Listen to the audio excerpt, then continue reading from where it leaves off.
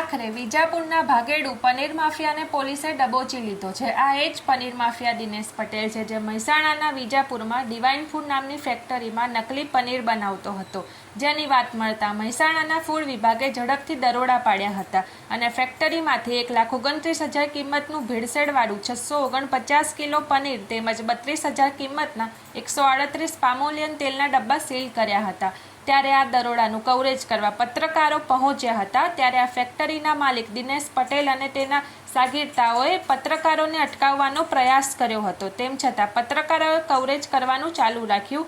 ત્યારે ફેક્ટરીના માલિક અને અન્ય 2 શખ્સોએ પત્રકારો પર હુમલો કર્યો હતો અને જાનથી મારી નાખવાની ધમકી આપી ફરાર થઈ ગયા હતા। જે બાદ પત્રકારો પણ થયેલા હુમલા બાદ વિજાપુર પોલીસ મથકે તાત્કાલિક આ મામલે ફરિયાદ નોંધાવવામાં આવી હતી। પોલીસે હુમલાખોર દિનેશ પટેલને પકડવા માટે ઝડપથી પ્રયાસો શરૂ કર્યા હતા।